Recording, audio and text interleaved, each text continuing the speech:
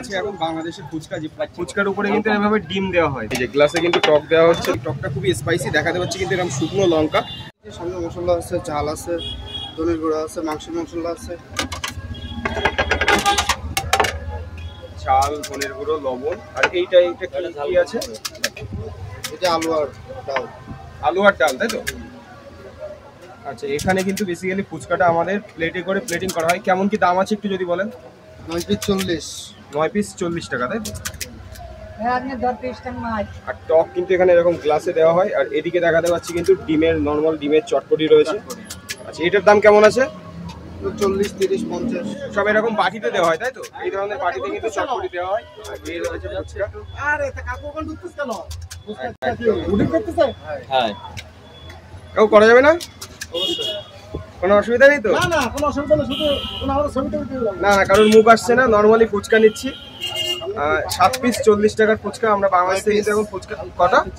9 piece. আচ্ছা, 9 piece 40 টাকা, তাই তো? ঠিক আছে। এই কিন্তু শসা চলে যাচ্ছে ফুচকার উপরে। আর এই যে যেটা মেন ব্যাপার, এখানে কিন্তু ডিম, ফুচকার উপরে কিন্তু এভাবে ডিম দেওয়া হয় দেখাতে পাচ্ছি। এখানে কি হয়, টকটা দেওয়া হয় একটু দেখাবেন। হ্যাঁ, টক এখানে জাতীয় টক। এই যে গ্লাসে কিন্তু টক দেওয়া হচ্ছে দেখাতে পাচ্ছি। চলুন দেখা যাক, এবার ফুচকাটা ট্রাই করি, কেমন খেতে সেটাই বলবো। কিন্তু আছে এখন বাংলাদেশের ফুচকা, যে ফুচকাটা কিভাবে তৈরি হলো আমি দেখালাম আপনাদেরকে। আর এই ফুচকার উপরে কিন্তু এর ভিতরে কিন্তু জাস্ট নর্মালি ডাল আর ওখানে আলু রয়েছে, সেই সমস্ত কিছু দিয়ে দেওয়া হয়। আর তার উপরে কিন্তু শসা আর ডিম দেখাতে পাচ্ছি, বেশ সুন্দর ডেকোরেশন। 9 পিস ফুচকা কিন্তু এখানে 40 টাকায়।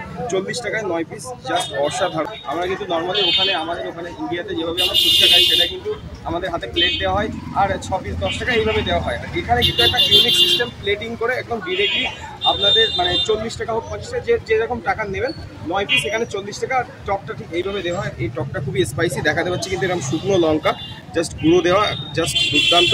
কার কার জিভে জল চলে আসছে এটা একটু বলবেন। আমার তো জিভে জল চলে এসেইছে অলরেডি। আর বেসিক্যালি এটা কিন্তু নিরামিষ ফুচকা না, এটা পেঁয়াজ রসুনের একটা ডালের সাথে মিক্সচার রয়েছে। আর সাথে কিন্তু উপরে ডিমও দেওয়া রয়েছে। একটা ফুচকা একটু ট্রাই করা যাক। এই যে একদম টক টক ঝাল ঝাল টক কিন্তু ফুচকার মধ্যে দিয়ে, একটা লোভনীয় ব্যাপার। আর জিভে জল চলে আসা তেঁতুলের টক দিয়ে খাওয়া যাক, কেমন লাগে।